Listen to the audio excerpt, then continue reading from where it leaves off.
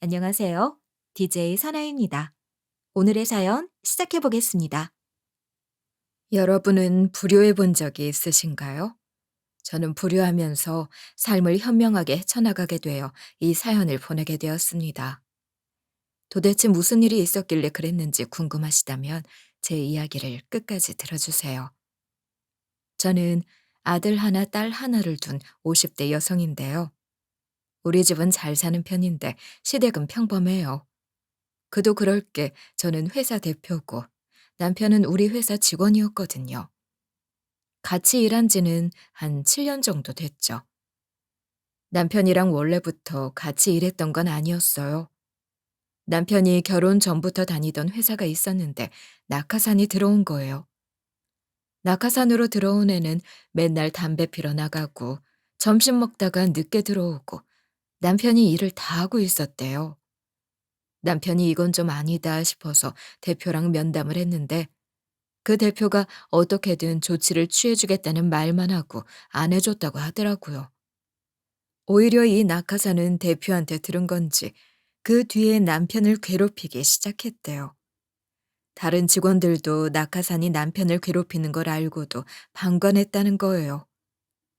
남편이 대표한테 낙하산의 근무 태만에 항의했다가 저렇게 된 거 보고 괜히 도왔다가 자기한테도 불똥이 튈까봐 직원끼리 가만히 있었던 거죠. 남편의 안색이 계속 안 좋아져 가고 힘들어하는 게 보여서 그냥 그딴 곳 때려쳐라. 회사가 거기만 있냐고 말했어요. 그렇게 남편이 회사를 그만두게 됐는데요. 하지만 남편이 나이가 있고 경제 상황이 안 좋아서 취직이 안 되는 거예요. 제가 면접 본 곳은 결과가 어땠냐고 물어보니까 남편이 아무리 스펙이 좋아도 새 직장을 구하는 게 쉬운 일이 아니라고 했어요. 그때 순간적으로 한 가지 생각이 스쳐 지나가는 거예요. 사실 우리 회사가 최근에 제품 관리팀을 새로 만들 계획이 있었거든요. 남편이 그 자리에 적합할지도 모른다는 생각이 들었어요. 이미 제품 관리팀 인원이 찬 상태였지만 자리 하나 정도는 만들어줄 수 있었죠. 그래서 남편에게 말했더니 남편이 그렇게 해주면 너무 좋을 것 같다고 했어요. 그 뒤로 남편이 제 회사에서 직원으로 들어와서 근무하게 된 거예요. 남편이 입사한 뒤로 다른 직원들보다 더 열심히 일하고 성과도 잘 냈어요. 그러면서 남편이 자기가 다녔던 회사 중에서 제일 잘 맞고 좋다며 원래부터 저한테 잘하기도 했었는데 저랑 친정 식구들한테 더 잘하려고 했어요. 특히 우리 남편이 친정 엄마한테 정말 잘했죠. 우리 아빠는 예전에 고혈압으로 갑자기 쓰러지시더니 심장마비로 돌아가셨어요. 그래서 혼자 살고 계셨는데 적적해 하시는 우리 엄마를 저보다 더 잘 챙겼는데요. 엄마가 혼자 살고 계시니까 자주 찾아가자고 하고 같이 밥도 자주 먹었어요. 엄마가 식물을 좋아하셔서 화분을 많이 키우시는데 남편이 화분 선물도 해드리고 허리랑 무릎 아파하는 엄마를 위해 분갈이를 대신 해준 적도 있었죠.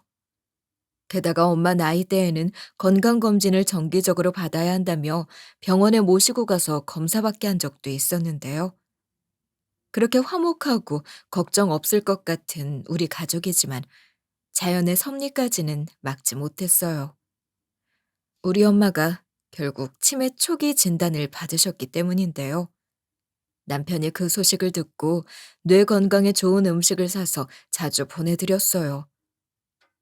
남편이 치매에 뭐가 좋나 막 검색해보고 생선이 오메가3가 풍부해서 좋다고 하니 생선 보내고 견과류가 비타민 E가 많다고 들었다고 견과류도 보냈죠. 그리고 주말마다 친정엄마 보러 가자고 해줘서 참 고마웠어요. 저도 남편이 하는 만큼 잘했는데요. 시부모님께 영양제 보내드리고 시댁에도 자주 들리려고 노력했어요. 남편이랑 같이 엄마한테 영양제나 생선, 견과류 이런 것들 보내고 주말마다 가서 음식해서 다 같이 식사하고 그랬죠. 하지만 친정 엄마의 치매 증상이 점점 심해졌어요. 남편이랑 같이 집에 있는데 갑자기 전화가 와서 받아봤거든요. 근데 전화를 건 사람이 경찰이라고 얘기하면서 어머니께서 길을 잃으셔서 경찰서로 오셨다고 하는 거예요. 어디 경찰서에 있다 말씀해 주셔서 남편이랑 같이 경찰서로 가봤는데요.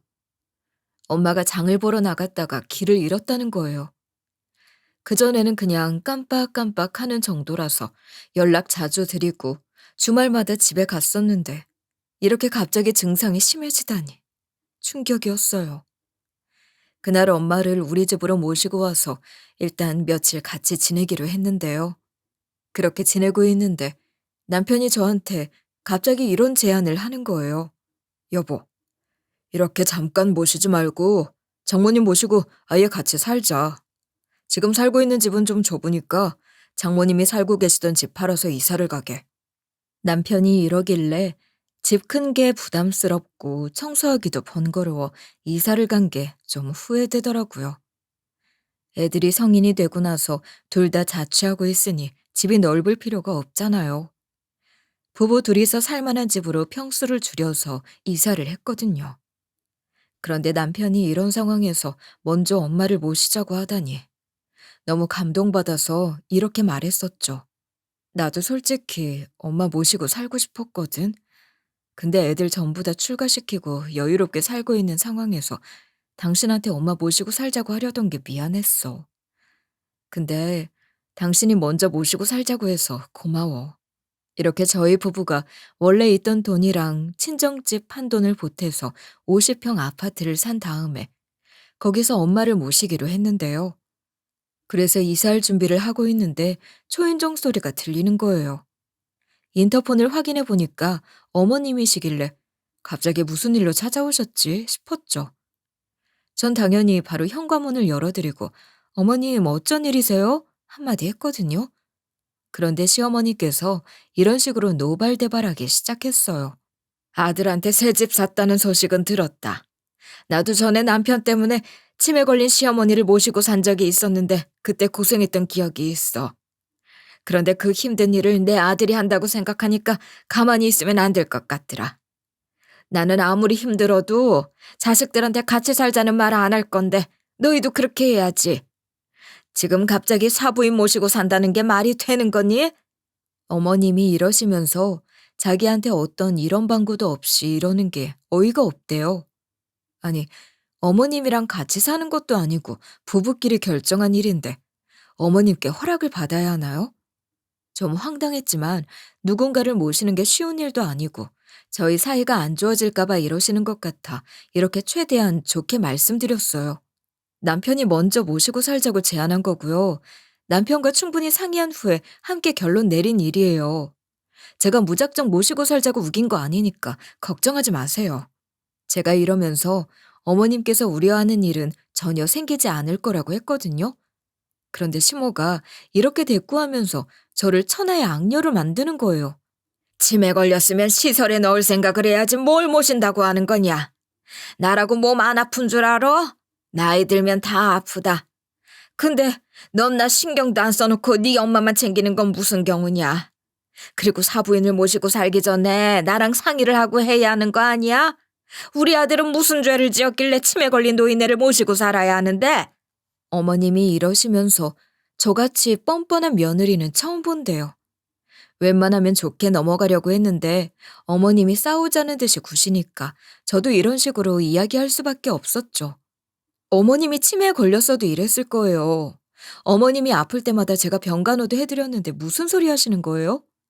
어머님 병간호 해드릴 때는 해드리는 게 당연한 거니까 상의도 안 하고 바로 했었어요.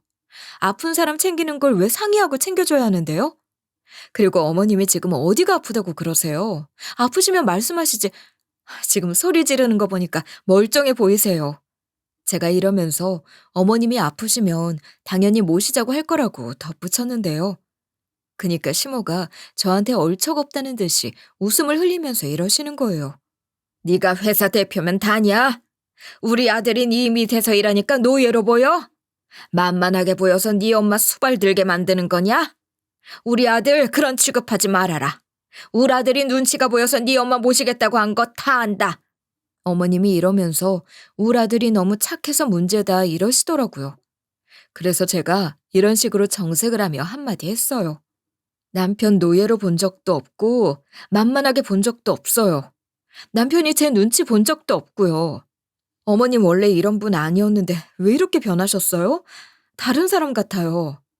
옛날에 그런 과거가 있어서 트라우마로 남으신 것 같으니 이해는 해보겠는데 말씀하시는 게 너무해요. 제가 한마디도 지지 않고 조목조목 따지니까 시모가 너무 열받아 했죠. 어머님이 씩씩대면서 이런 식으로 막말을 하시는 거예요. 우리 아들 고생시키기만 해봐라.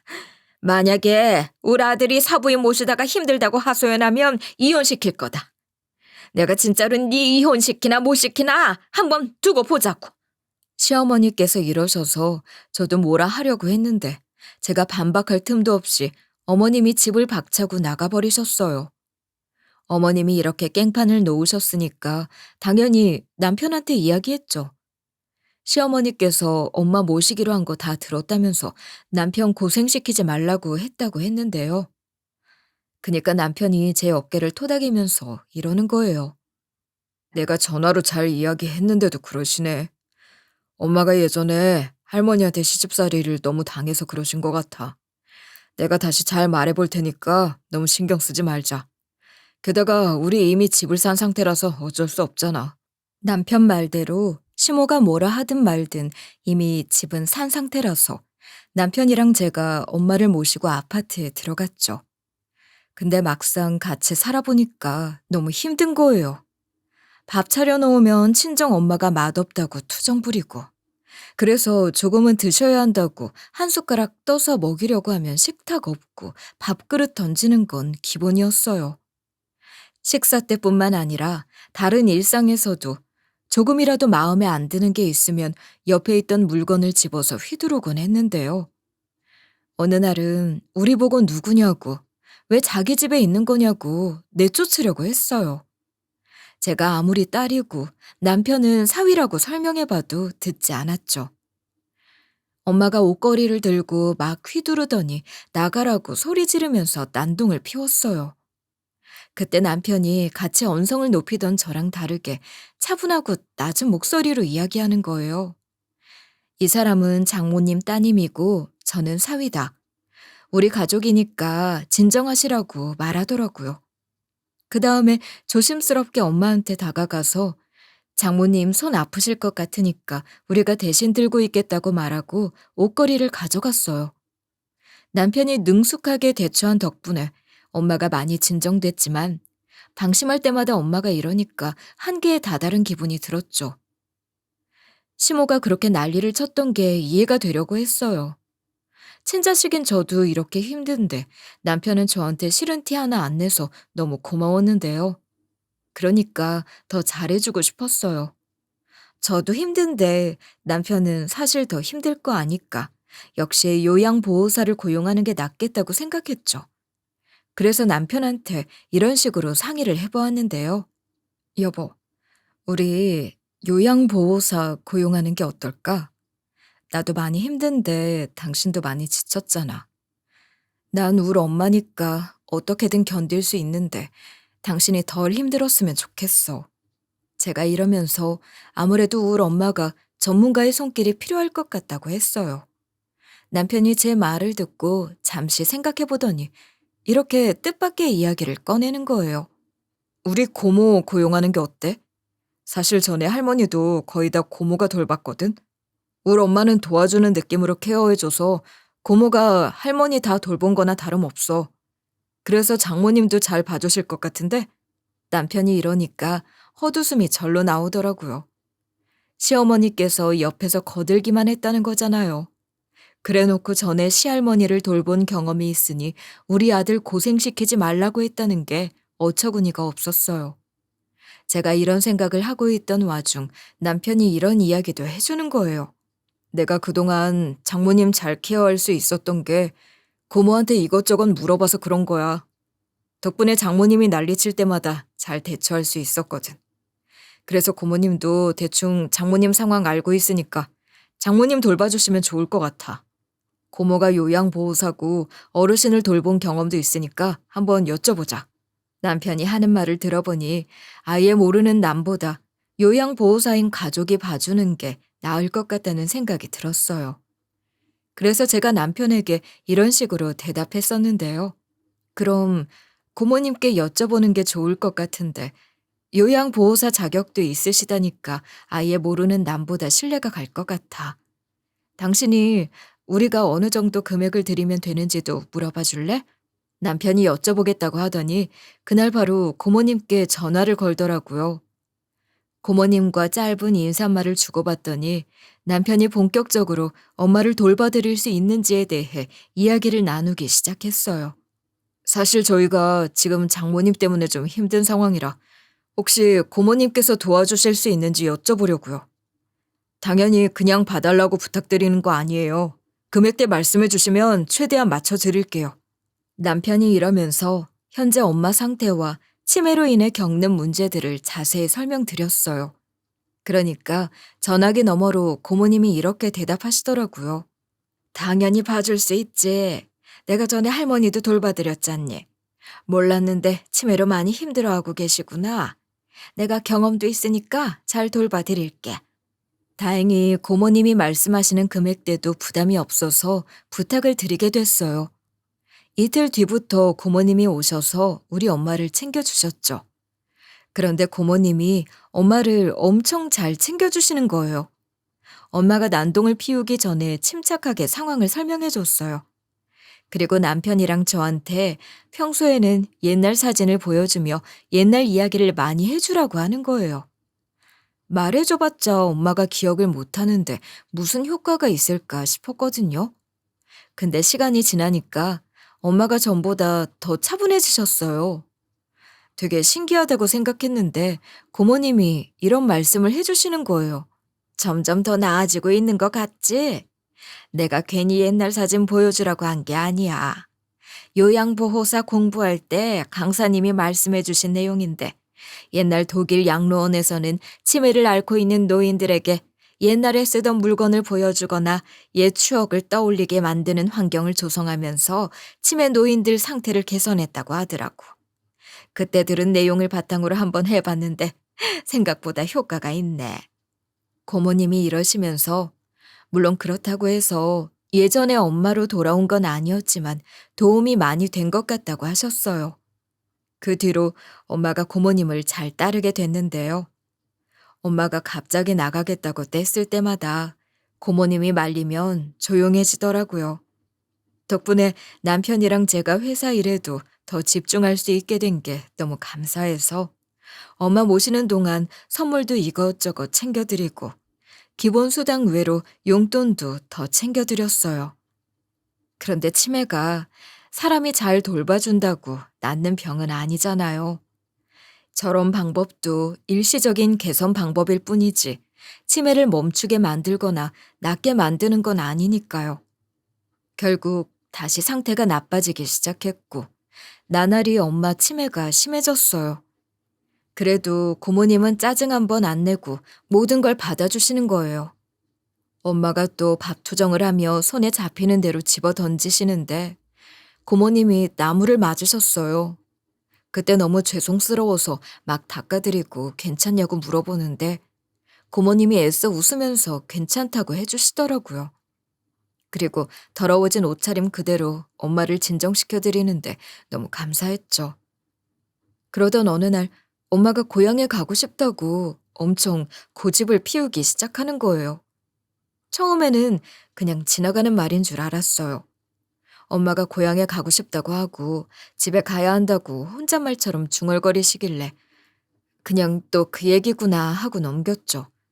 그런데 엄마가 점점 뭔가 확고한 결심을 한 사람처럼 여행 가고 싶다고 울고 막 보채는 거예요. 근데 저는 매일 일하느라 바쁘고 남편도 일 나가니까 같이 갈 수가 없었어요. 사람이 죽을 때가 되면 고향에 그렇게 가고 싶어 한다던데 걱정돼서 미칠 것 같았죠. 일단은 엄마가 계속 떼를 쓰길래 제가 이렇게 대꾸해드렸는데요. 엄마, 지금은 못 가고 다음 주 주말에 가요. 요즘 날씨도 안 좋고 나도 일 때문에 바쁘잖아. 주말에 가는 거면 나도 시간 낼 수 있어. 그러니까 그때 가자, 응? 제가 이렇게 달래봐도 엄마가 저를 너무 힘들게 했어요. 지금 당장 가자고 집을 엉망으로 만들어 놓고 이런 식으로 고성을 지르고 난리를 치는 거예요. 지금 가야 해. 지금 안 가면 안 된다니까. 지금 고향 사람들이 기다리고 있어. 내 옷 고향 갈 때 입을 옷 어딨어? 여기 어딘가 있을 텐데. 이러면서 안방으로 들어가서 옷장을 막 뒤지기 시작했어요. 몇 날 며칠 엄마가 온 집안을 어지럽히니까 고모님이 먼저 나서서 이렇게 말씀해 주시는 거예요. 그러면 내가 모시고 다녀올게. 내가 며칠 정도는 같이 다녀올 수 있을 것 같은데 이 정도로 가고 싶어 하시는 거면 다녀오는 게 맞을 것 같다. 고모님이 이러셔서 너무 감사했지만 죄송해서 머뭇거리고 있었죠. 그런데 남편이 제 등을 밀어주면서 이러는 거예요. 아이고, 그렇게 해주시면 감사하죠. 마음 편히 다녀오실 수 있게 다 예약해 둘게요. 일단 차편이랑 숙소도 예약하고 식사하실 곳도 미리 조사해서 알려드려야겠네. 고모님이 그러면 여행 다녀오기 한결 수월해질 것 같다고 하시더라고요. 그래서 고모님께 부탁드렸고 남편이 급하게 차편이며 묵을 숙소며 좋은 곳으로 다 예약을 해뒀어요. 고모님이랑 엄마가 여행을 떠난 후 하루쯤 지났을까요? 남편이 잠시 나갔다가 온다고 하더니 몇 시간 후에 현관문이 열리는 거예요. 전 당연히 남편만 들어온 줄 알고 왔냐고 이야기했는데 남편 뒤로 어머님이 보이더라고요. 말도 없이 어머님을 모시고 와서 너무 당황스러웠죠. 제가 이게 갑자기 무슨 일이냐고 물어보니까 남편이 엄청 미안한 목소리로 이러는 거예요. 여보, 내가 미리 말을 했어야 했는데 미안해. 엄마랑 한 달만 같이 살자. 엄마 집 수리를 한대서. 여보도 엄마 집에 장고장이 많았던 거 알고 있었잖아. 좀만 이해해줘라. 남편 말대로 시댁이 오래된 주택이라서 몇 년 전부터 자꾸 큰 문제가 발생하고 있었어요. 그런데 시모가 돈 아깝다고 자기가 고치면 된다고 하고 대충 수습하면서 살고 있다가 최근에 상황이 심각해지고 있었대요. 시댁 천장에서 물이 새기 시작했다고 하더라고요. 처음엔 작은 물방울이 떨어지기 시작했지만 점점 상황이 악화되어 천장이 주저앉을 위기에 처하게 되었대요. 그런 상황에 처하게 되니 시모가 그제야 남편에게 전화를 해서 알렸다는 거예요. 놀란 남편이 바로 시댁에 가서 수리업체를 불렀대요. 그런데 업체 측에서 시댁을 살펴보고 이런 진단을 내렸다는 거예요. 천장뿐만 아니라 집 전체에 문제가 많이 있어요. 배관도 노후돼서 곳곳에서 누수가 발생하고 있고 전기 설비도 오래돼서 안전에 문제가 생길 수 있거든요. 집 전체를 거의 새로 고치는 수준으로 공사를 해야 할 것 같네요. 공사 기간도 최소 몇 주가 걸릴 것 같아요. 이런 이유로 시모가 그 집에서 계속 머물 수 없는 상황이었기에 남편이 급히 시어머니를 우리 집으로 모셔오기로 결정했대요.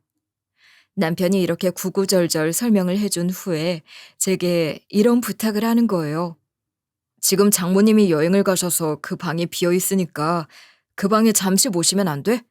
장모님이 여행 다녀오시는 날짜랑 엄마 나가는 날짜랑 딱 맞을 것 같은데. 남편이야 워낙 착하니 그러려니 해요. 집 수리해야 돼서 갈 곳이 없다는 자기 엄마 말을 듣고 우리 집으로 데려온 건 그렇다고 치자고요. 근데 시모는 예전에 아무리 힘들어도 자식들한테 같이 살자고 안 할 거라면서 친정엄마 모시기로 한 걸 엄청 뭐라고 하고 저를 그렇게 나쁜 년 만들어 놨잖아요. 그래놓고 지금은 남편 옆에서 입 꾹 다물고 있는 게 어이가 없어서 한마디 했죠. 여보, 어머님이 예전에 하신 말씀 기억해? 어머님도 자식들한테 절대 신세 안 질 거니까 친정엄마 모시고 살지 말라고 막말을 해놓고선 어떻게 이런 식으로 도움을 요청하셔? 너무 뻔뻔하다는 생각 안 들어? 이런 식으로 제가 남편에게 막 뭐라고 했거든요. 근데 어머님이 바로 제 앞으로 다가와서는 이렇게 따지시는 거예요. 네가 결국 친정엄마 모시기로 했으니 시댁에도 똑같이 해야 되는 거 아니야? 왜 우리 아들만 고생시키냐? 나도 효도 좀 받아보자. 이렇게 오히려 욕만 더 들었어요. 그래서 제가 이때 전혀 기죽지 않고 이런 식으로 맞섰는데요. 어머님 너무하신 거 아니에요? 어머님이 시할머니 때문에 얼마나 힘드셨든 말든 저랑 상관없는 일 아닌가요?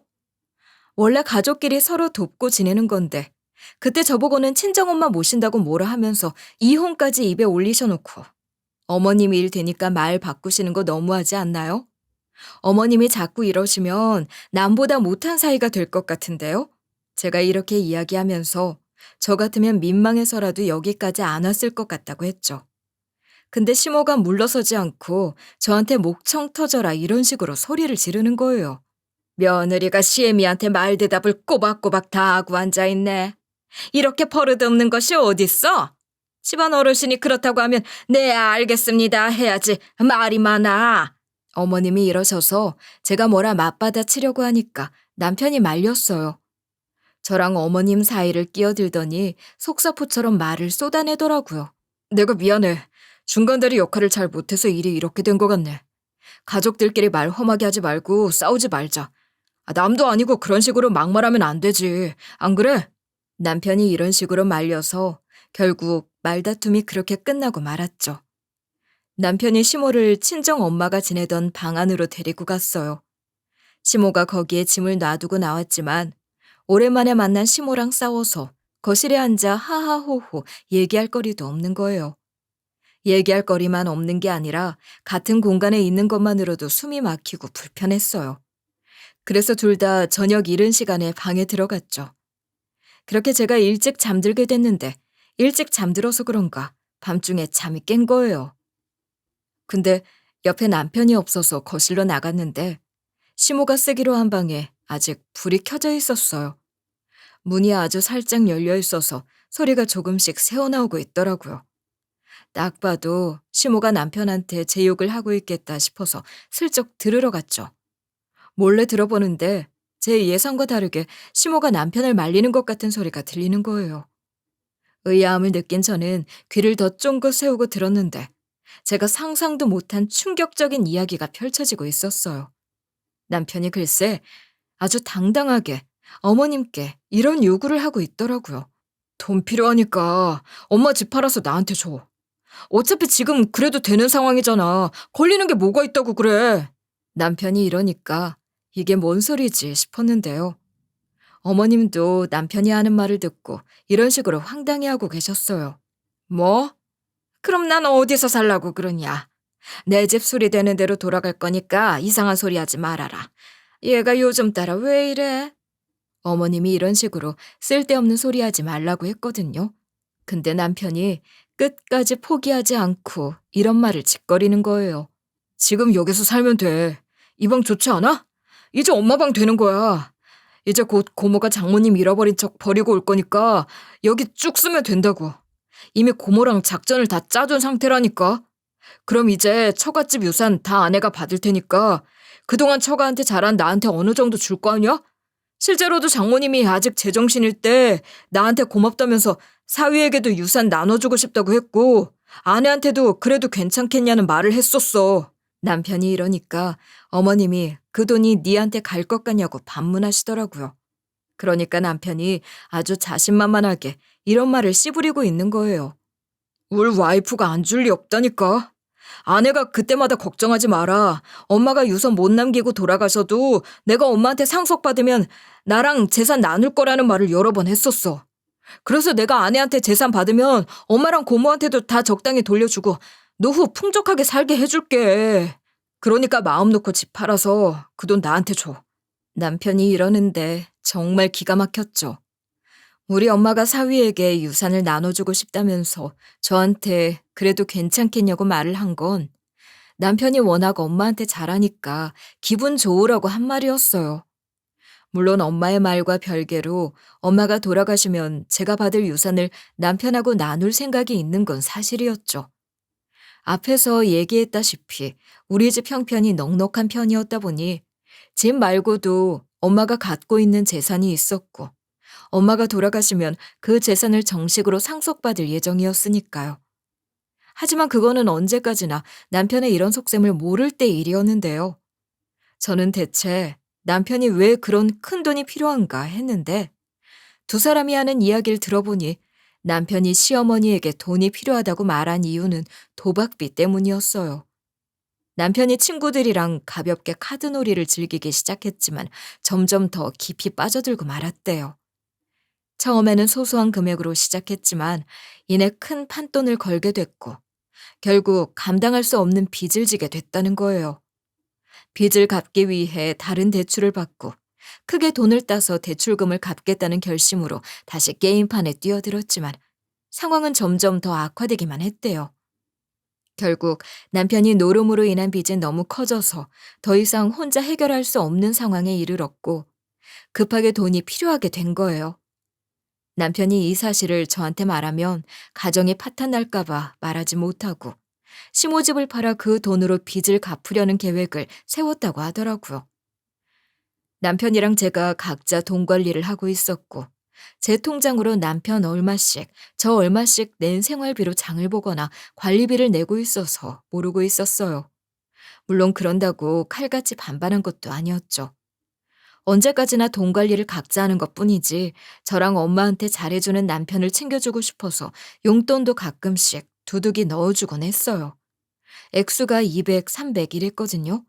친구들 만나면 맛있는 것도 사 먹고 사고 싶은 거 있으면 사라고 넣어준 거였는데 그걸로 카드놀이 같은 뻘짓을 하고 있을 줄 몰랐죠. 하여튼간 남편이 저 몰래 말도 안 되는 짓거리를 해놓고 제가 잠든 사이에 시모까지 끌어들이고 있잖아요. 그런데 시모가 남편의 계획을 이렇게 반대하는 거예요. 너 이러려고 사부인 모시겠다고 한 거냐? 네가 그러고도 사람이야? 이렇게 며느리 속여서 빚 갚으면 뭐 하려고? 중간에 어쩌다 네 작전이 들통나면 어쩌게? 그리고 네가 다시는 카드놀이 안 하겠다는 보장이 있냐? 카드놀이에 한번 중독돼 있으면 절대 못 끊는다. 그러니까 며느리한테 모든 사실 다 고백하고 치료시설에 들어가든가 해. 어머님이 이러시면서 나중에 후회할 짓 하지 말라고 했는데요. 하지만 남편이 계속해서 시모를 이런 식으로 설득하려고 했어요. 엄마, 나도 알고 있어. 내가 잘못된 선택을 했다는 걸. 하지만 지금 이 방법밖에 없어. 내가 이 빚을 갚지 않으면 이혼당할 거라니까? 엄마 집만 팔면 해결되는 문제고 또 처가 식구들이 날 예뻐하니까 나한테 뭐라도 떨어질 거 아니야.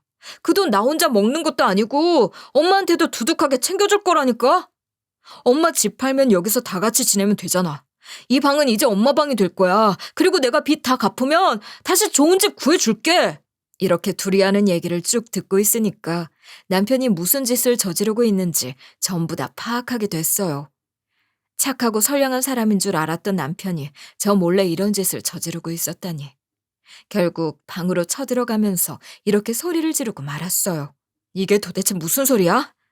당신 나 몰래 카드놀이 했었어?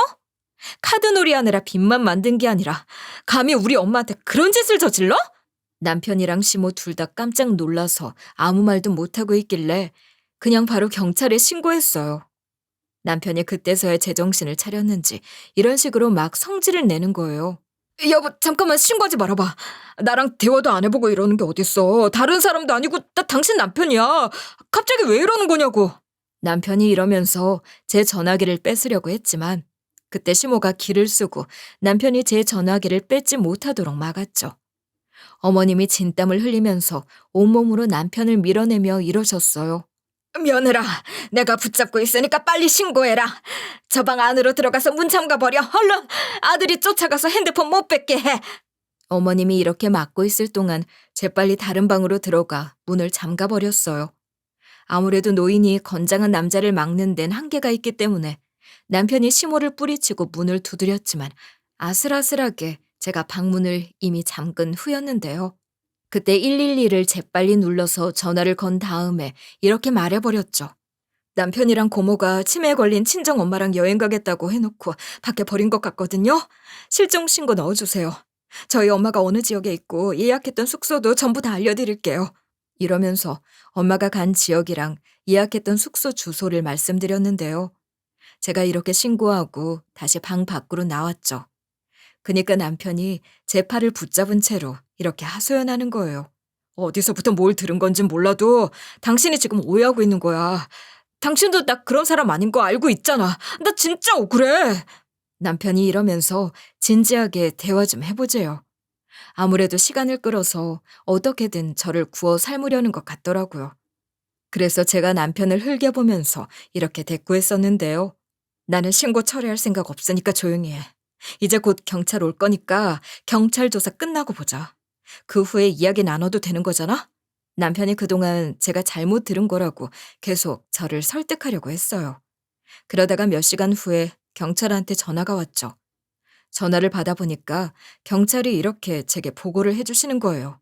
신고자분이 알려주신 숙소로 가보니 그 숙소엔 고모님만 있으시더라고요. 어머님은 어디 갔냐고 물어보니까 고모님이 대답을 못 하셨어요. 다행히도 유기한 지 얼마 안 된 상태였는지 숙소 근방에서 어머님을 찾았습니다. 경찰이 이러니까 제가 남편이랑 시모가 했던 대화를 오해해서 들은 게 아니라 제대로 들었다고 확신하게 됐는데요. 딱 고모가 우리 엄마를 버리려고 했던 걸 걸려버린 거니까 정말 신의 타이밍이었던 거죠. 그리고 경찰이 지금 엄마가 경찰서에 있다고 해서 바로 달려갔어요. 엄마한테 별일이 없어서 다행이었지만 엄마가 겁에 질려서 벌벌 떨고 있는 걸 보고 화를 참을 수가 없었는데요. 그래서 바로 변호사를 만나서 남편이랑 고모님을 고소할 준비를 했어요. 남편이랑 고모님이 우리 엄마를 내버리려고 했으니 유기죄에 해당될 거래요. 동시에 이혼 소송 준비도 했어요. 그리고 집으로 가서 남편 짐을 전부 다 문 밖으로 던져버렸죠. 그러니까 남편이 저한테 매달려서 이런 식으로 사정하는 거예요. 여보, 이러지 말고 대화를 좀 해보자. 내가 진짜 미안해. 여보가 지금 뭔가 오해하고 있는 거라니까. 우리가 진짜로 장모님한테 그런 짓을 하려던 게 아니고. 남편이 이렇게 변명을 쭉 늘어놓는데 제가 말을 확 끊어버렸어요. 그리고 제가 이런 식으로 선을 그어버렸죠. 난 당신 용서해줄 생각 없어. 이혼할 거고 당신도 해고시킬 거야. 난 당신하고 할 이야기 없으니까 재판장에서나 이야기하자. 여기도 내 집이니까 나가. 이러고 나서 남편을 맨몸으로 내보내버렸어요. 전 집에서 제가 가지고 있는 집 계약서, 보험 서류, 기타 중요한 문서를 다 체크했죠. 애초에 집은 친정집 판돈과 제가 가지고 있는 돈으로 산 거라서 제 명이었어요. 그리고 집을 살 때 들어간 제 돈도 다행히 특유 재산이었거든요. 제가 가지고 있던 돈 중에 우리 아버지가 돌아가셨을 때 제 몫으로 상속해 주신 돈을 쓴 거였어요.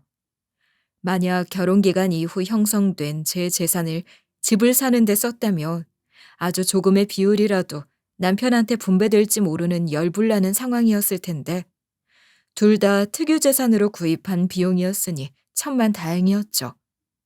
남편 명의로 넣어두고 돈을 제가 내는 보험들도 있었지만 이건 계약 사항을 읽어보니 몇 달 이상 체납하면 자동 해지되는 형태의 보험이라 그냥 놔둬도 될 것 같았어요. 그리고 회사에 도착하자마자 남편의 직무를 즉시 정지시키고 남편이 맡고 있던 프로젝트와 업무를 다른 직원들에게 분배시켰는데요. 마지막으로 남편이 가지고 있던 회사 제공 차량과 법인카드를 모두 회수했어요. 회사 차량은 바로 압류 절차를 진행했고 법인카드 역시 즉시 사용 중지를 시켰죠. 이렇게 모든 준비가 끝난 후 마지막으로 남편에게 전화를 걸었어요. 남편이 전화를 받자마자 바로 이런 식으로 속 시원하게 내뱉고 말았는데요. 이혼 소송을 하게 되면 최대한 당신이 내 재산을 많이 가져갈 수 없게 조치를 전부 다 취했어. 집 계약서, 보험 서류, 기타 중요한 문서들 전부 다 확인했고 집도 특유 재산으로 산 내 집인 거 알고 있지? 당신도 해고시키고 회사 제공 차량 압류하고 법인카드도 사용 중지시켰으니까 그렇게 알아. 제가 이러면서 그동안 해준 게 얼만데 남편 배떼지가 많이 불렀던 것 같다고 했거든요. 그러니까 남편이 경악을 하면서 이런 식으로 성을 내더라고요. 아니 여보, 이러는 게 어딨어. 실수 한 번에 일이 매정하게 굴 수 있는 거야? 제발 한 번만 봐줘. 나 이러다가 길바닥에서 자고 밥도 제대로 못 먹게 생겼어. 아무리 그래도 애들 아빠인데 제발 좀 봐달라고. 남편이 화를 내놓고 끝에는 미안하다, 잘못했다 빌빌거리는 거예요. 그래서 제가 침착하게 이렇게 대꾸하고 말았어요. 네가 나 몰래 카드놀이하고 우리 엄마한테 그런 짓을 했으니까 이런 참교육을 받는 거야. 나는 네가 다시는 내 인생에 발을 들이지 못하게 할 거니까 그렇게 알고 있고 이제 나랑 직접 대화할 일은 없을 거거든? 남은 이야기는 법정에서 내 변호사랑 같이 하자. 제가 이러니까 남편이 아무 말도 하지 못하고 있길래 전화를 끊어버렸어요. 제가 이렇게 해버려서 남편이 집에서 영영 쫓겨나게 된 거예요. 이렇게 제가 남편을 고소하고 이혼 소송 중일 때 엄마 모시면서 살고 있었거든요.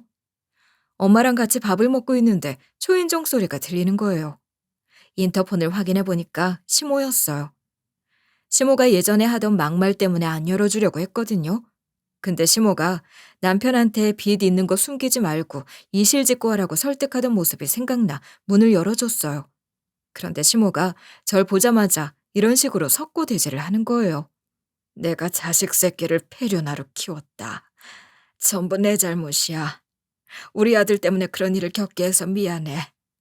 내가 안 좋은 기억을 갖고 있어서 괜히 너한테 심한 말을 한 것도 미안하더라고. 그때 상처가 너무 커서 그랬어. 차라리 우리 아들이랑 이혼해라. 도저히 이런 놈이랑 죽을 때까지 지내라는 말은 못하겠다. 어머님이 제 손을 꼭 잡으시면서 저뿐만 아니라 엄마한테도 사과하러 왔대요. 그리고 엄마한테도 진짜 이렇게 이야기하면서 고개를 숙이더라고요. 사부인이 치매에 걸렸다고 며느리한테 눈치 주고 상처를 줘서 죄송해요. 게다가 우리 아들이 여행 보내주는 척 사람 좋은 척 해놓고 그딴 짓을 저질러서 죄송합니다. 이 이상 진짜 할 말이 없고 사부인 볼 면목이 없어요. 엄마는 치매에 걸린 상태셔서 무슨 말인지도 모르는 것 같았지만 우리 엄마한테까지 진심으로 사과하다니. 시모는 저한테 시집살이는 시켰어도 최대한의 인간적인 도의와 기본적인 통념은 있었던 사람이었던 거죠.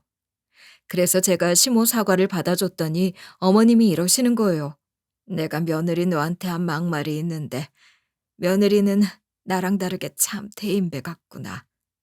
죄책감 때문에 힘들었는데 사과 받아줘서 너무 고마워. 이렇게 말한 다음에 어머님이 자리를 뜨셨어요. 이렇게 어머님이나 남편한테서 사과를 받고 떨어뜨려 놨는데 엄마는 충격이 컸는지 더 이상 집에서 케어할 상태가 아니었는데요. 엄마가 사시나무 떨듯이 덜덜 떨면서 계속 이러더라고요. 여기 어디야? 나 어떻게 여기 왔지? 당신들 누구야? 나 집에 데려다 줘. 내가 짐이야. 다들 나 때문에 힘들다고 했어. 내가 없어야 편해진대. 난 쓸모없어. 난 버려져도 싸. 사위가 그랬어. 사위가 나 같은 건 바다에 던져버려야 한다고. 제가 아무리 이제 남편이랑 고모 없다고 말해도 소용이 없었어요. 자다가도 벌떡 일어나서 버리지 말라고 소리치니까 저도 어떻게 못하겠더라고요. 그래서 친구들한테 상담을 해봤는데 차라리 전문 시설에 보내서 치료를 받게 하는 게 나을 것 같대요. 요양병원에 입원한 다음에 거기서 정서적으로나 심리적으로 치료 도움을 받고 1대1 케어 혹은 집중 케어를 받아 안정을 취하는 게 나을 것 같다고 해서 그렇게 하기로 결정했어요. 결국 요양병원을 보내드린 다음에 앞으로 자주 찾아뵙고 잘해드리려고 했죠. 애들한테도 제가 겪은 일을 전하게 됐는데 사실 전 이걸 애들한테 어떻게 말해야 하나 엄청 고민이었는데요. 근데 남편이 일을 치는 바람에 아들한테 먼저 연락이 왔더라고요. 제가 전화를 받자마자 아들 녀석이 거의 기겁을 하면서 이런 이야기를 꺼냈거든요. 엄마, 아빠가 찾아와서 돈을 빌려달라고 이야기했는데 눈빛이랑 얼굴이 어딘가 아픈 사람처럼 퀭하고 무서웠어. 내가 아빠한테 대체 이게 무슨 일이냐고, 아빠 상태가 왜 이렇게 된 거냐고 물어봤거든? 그런데 아빠가 어떤 설명도 해주지 않고 돈만 달라고 하는 거야. 돈이 없어서 빌려주진 못했지만 아빠가 끝까지 엄마랑 할머니한테 말하지 말라고 당부의 말을 하고 가서 어떻게 해야 할까 고민하고 있었어. 그런데 이런 고민을 하고 있던 와중에 딸이 아들한테 연락해서 오빠, 오빠한테도 아빠가 찾아왔어? 라고 했대요. 그래서 딸이랑 아들 둘 다 아빠 상태를 이야기하면서 쎄한 느낌을 받았다는 거예요. 아들이랑 딸이 고민 끝에 그래도 엄마랑 할머니한테 말하는 게 좋을 것 같아 저한테 말하게 된 거라고 하더라고요. 아들은 저한테 연락하기로 했고 딸은 시모한테 연락하기로 했었는데 시모는 연락이 계속 안 되고 있대요. 제가 그때 아빠가 왜 그런 행동을 하게 됐는지 설명을 하면서 그동안 있었던 일들을 털어놨어요. 당연히 아들이 제가 하는 말을 듣고 경악을 했죠. 아들이 아빠가 그런 사람인 줄 몰랐다고 하길래 어머님께 전화를 해봐야 하니 일단 끊어보라고 했어요. 그렇게 아들과 하던 통화를 끊고 나서 시모한테 전화를 걸어봤는데요. 다행히 어머님이 바로 전화를 받으셔서 제가 이렇게 물어봤어요. 애아빠가 애들을 찾아가서 돈을 달라고 했나 보더라고요. 근데 애아빠 꼴이 말이 아니라서 애들이 놀라는 바람에 저는 물론 어머님한테도 전화를 했대요. 근데 어머님이 전화를 안 받으셨다고 해서 무슨 일 있나 연락해봤어요. 어머님 괜찮으시죠? 제가 이렇게 걱정하니까 어머님이 민망한 웃음을 흘리셨어요. 그러면서 어머님이 이런 말씀을 해주시는 거예요. 며느리 너한테 참 미안해서 손주들 연락을 못 받았어. 애들이 뭐라 할까봐 무섭기도 하고. 만약에 애들이 아무것도 모른다면 모른 척 하기도 그렇고 얘기를 하기도 좀 그랬지. 그래서 연락을 피했는데 미안하네. 그러면서 시모도 남편을 손절했다는 거예요. 시모가 남편이랑 손절할 때 이리 이야기했다고 하더라고요. 아무래도 부모 자식 지간이라서 이렇게까지 안 하려고 했는데 해야겠더라. 나는 널 그렇게 안 키웠는데 네가 그런 짓을 꾸미고 진짜로 실행에 옮겼다는 사실에 실망스럽고 소름이 돋았다. 이제 널 볼 때마다 옛날에 순수하고 착하던 아들처럼 안 보여. 네가 오히려 무섭고 낯설게 느껴지더라.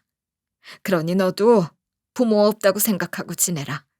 나도 너 같은 자식은 없다고 생각할게. 어머님께서 이런 식으로 연을 끊었다고 말씀하시면서 우리 아들이 지은 죄를 속죄하면서 살겠다고 하더라고요. 어머님이 이러셔서 어머님의 사과는 충분히 들었다고 말하고 전화를 끊었어요. 그리고 딸이랑 아들한테 각각 연락을 해봤더니 모든 사실을 알게 된 자식들이 아빠가 그런 사람인 줄 몰랐다고 했죠. 제가 그 말을 듣고 자식들한테 이렇게 경고해놨는데요. 아빠가 가드놀이에 아직도 빠져있는 것 같아. 제정신이 아닌 것 같으니까 조심해. 웬만하면 연락도 피하고 따로 만날 생각은 하지 말아라. 애들도 이 모든 사실을 알게 됐으니 아빠 연락은 피해야겠다고 하더라고요. 그래서 제가 애들한테 아빠를 고소했고 아빠랑 이혼 절차를 밟는 중이니 그냥 연락처를 차단하라고 했어요. 그렇게 남편이 저한테 이혼당하고 재산 분할한 다음에 위자료를 주게 됐죠. 엄마를 위험에 빠뜨리게 한 남편의 귀책 사유가 커서 재산 분할도 제게 유리하게 됐어요. 물론 남편이 돈이 없어서 위자료를 나눠서 받기로 했지만 그것도 못 주고 있어서 채권 추심 신청을 할 생각이에요. 남편이랑 제가 이혼한 후에 우리 엄마에게 몹쓸 짓을 한 죄로 고소한 것도 죗값을 치르게 됐는데요. 전 남편이 이렇게 된 와중에 전 시모랑은 아직도 가끔씩 연락을 나누고 있어요. 이혼한 후지만 애들 때문이라도 미약하게나마 연이 이어지고 있죠. 애들이 할머니를 보고 싶어하고 그래도 전 시모는 기본적인 도리를 지킨 사람이니까 그랬는데요. 그러다 이렇게 사연글을 보내보게 된 거예요. 살면서 누구를 만나느냐에 따라 인생이 달라질 수 있다고 하잖아요. 파리 뒤를 쫓으면 변소 주변이나 어슬렁거리게 될 거고 꿀벌 뒤를 쫓으면 꽃밭을 함께 거닐게 된대요. 파리 같은 전 남편이랑 손절만 했는데도 제 인생이 꽃밭이 된 것 같더라고요. 그러니까 여러분도 제 전 남편 같은 식구들과 같이 살고 있다면 꼭 관계를 정리하시길 바랄게요.